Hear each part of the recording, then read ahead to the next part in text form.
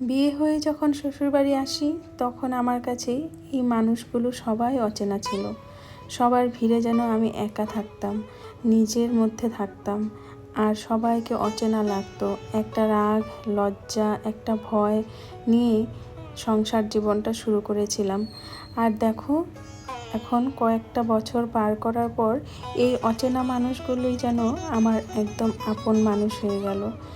বিয়ে হয়ে আসার পর যখন মিস্টার সাহা বলতো চলো, রোববার হলেই বলতো চলো আমাদের পুরনো বাড়ি চলো, হ্যাঁ যেতাম, কারণ মিস্টার সাহাকে তো তোমরা জানোই, ও যেখানে নিয়ে যেতে চায় সেখানে আমাকে নিয়ে যাবেই।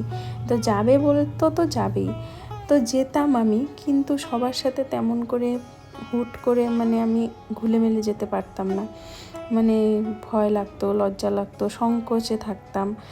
আর এখন এই জাস্ট কয়েকটা বছরের মধ্যে আমার যেন এখন মনে হয় যে হ্যাঁ, এরা তো আমার সবাই আপন, আর এরা আমাকে কতটা ভালোবাসা দেয়। হ্যাঁ গো, আমি বলছি যে সময় আমাদের কত পরিবর্তন করিয়ে দেয়, আর আমরা মেয়েরা কিভাবে একটা অচেনা পরিবারে এসে অচেনা লোকগুলোকে একদম আপন করে নিই।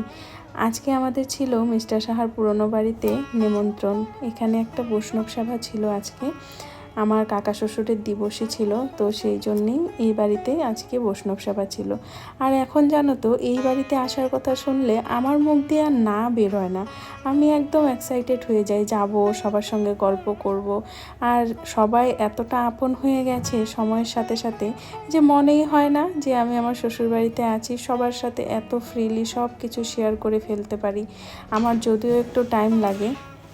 যাই হোক, এ বাড়িতে এসে প্রসাদ খেতে বসেছি, অমনি মিস্টার সাহা ফোন করে বলল তিনি আবার আরেকটা প্ল্যান করে বসেছে। আজকে তিনি আমাদের নিয়ে যাবে এখানে সর্বক টাউনে যে কালী পুজোর মেলাটা হচ্ছে সেই মেলাটাতে ঘোরাতে। আর ও তো পারলে এখান থেকেই আমাকে ডিরেক্টলি নিয়ে যেতে চাইছিল, কিন্তু আমি এখানে সবার সাথে গল্প করতে করতে আমার একদমই যেতে ইচ্ছে ছিল না। এতটা গল্পে মগ্ন হয়ে গেছিলাম, সব ননদ যা সবাই মিলে। তো যাই হোক, তারপর তো যেতে হবেই। তো সেখান থেকে প্রসাদ টসাদ খেয়ে আসার পর একটু রেস্ট নিলাম বাড়িতে, আর বাবাইকে সন্ধ্যের টিফিনটা করিয়ে তারপর কিন্তু রেডি হয়ে আমরা বেরিয়ে পড়লাম সেই মেলায় ঘুরতে যাব। আর আমাদের বরপেটা রোড থেকে মোটামুটি 15-20 মিনিট লাগে প্রাইভেট গাড়িতে গেলে। আর এখানে দেখো, আমরা গাড়ি বের করতে এসেছি, আর এখানে আমাদের দেখা হয়ে গেল দিব্যা আর সুপুর সাথে। আর ওদের সাথেও গল্প, দিব্যার সাথেও এত গল্পে মগ্ন হয়েছিলাম যে এখানে দাঁড়িয়ে দাঁড়িয়ে কিভাবে টাইম কেটে গেল বুঝতেই পারলাম না। তারপর দেখো, বোন নীলাদ্রি সবাই এলো, নীলাদ্রি এখনও উঠেনি গাড়িতে, ও এনজিএস হোটেলে আছে, তো সেখান থেকে ওকে তুলবো। আর জানো তো, যখন রেডি হয়ে বেরোই ঠিক ওই টাইমেই বড় ভাই ফোন করেছে, বলছে যে আমি বরপেটা রোডে আসছি, চল মেলায় ঘুরে আসি। আর আমরা বড় ভাইকে বললাম আমরা তো মেলাতেই যাচ্ছি, তুই তাড়াতাড়ি আয়। তারপর সবাই মিলে দেখো বেরিয়ে পড়লাম মেলা ঘুরতে। আর দেখো, যেতে যেতে রাস্তায় একটা সুন্দর শিব মন্দির দেখলাম, সেখানে আমরা প্রণাম করে নিলাম। আর এই যে দেখো, মেলার কাছাকাছি পৌঁছে গেছি। আর জানো তো, এখানে আসার পর মিস্টার সাহা বলছে মেলা কি আদৌ আছে না শেষ।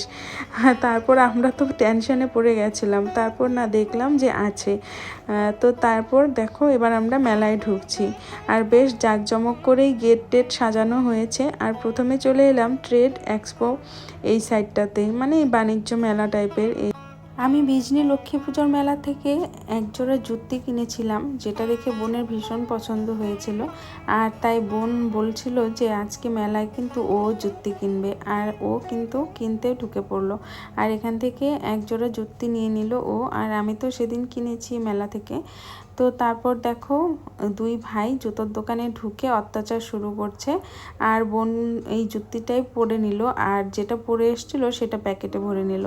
আর তারপর দেখো, মিস্টার সাহা দুই ভাইকে ঘড়ি কিনে দিবে বলে এবার একটা ঘড়ি টড়ি এইসব দোকানে এলো, আর আমরা দাঁড়িয়ে দাঁড়িয়ে এখানে টাইম পাস করছিলাম, আমি আর ইউভি। আর দেখো, আমি যেমন করছিলাম ও আমাকে তেমন করছিল।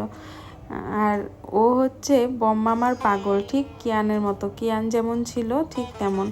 ও বম্মামা কোলের থেকে আর নামছিলই না।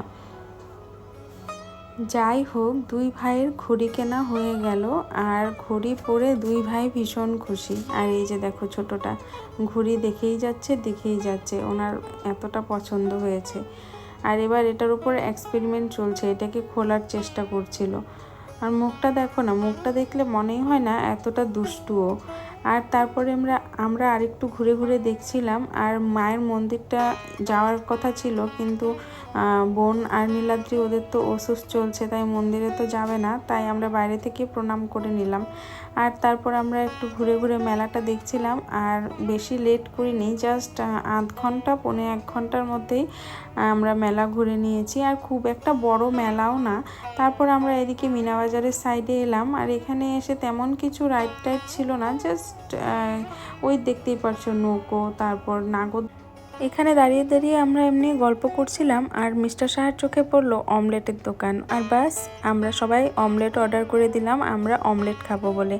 আর কিয়ান জানো তো এত দুষ্টু হয়েছে স্কুলে যাওয়ার পর থেকে, মানে একটা মিনিট ও সুস্থির কোথাও দাঁড়িয়ে থাকে না, খুব বিরক্ত করছিল আমাকে। তারপর এখানে গরম গরম অমলেট খেয়ে নিলাম, আর খেয়ে নিলাম চা। সবাই চা খেয়ে নিলাম, কিন্তু চাটা অনেস্টলি বলছি এমন লাগছিল যে ওই চায়ের সসপ্যানটা ধুয়ে জাস্ট জলটা দিয়েছে, চায়ের সসপ্যান ধোয়া জল এমন লাগছিল। তো যাই হোক, চা অমলেট খেয়ে এখানে আবার নীলাদ্রি আর বোন হচ্ছে ঘুগনিও খেয়েছিল, যেটা আমি খাইনি। তারপর দেখো আমরা এবার বাড়ি চলে যাচ্ছি। আজকের ব্লগটা এখানেই এন্ড করছি। সবাই ভালো থেকো, দেখা হবে আবার নেক্সট ব্লগে।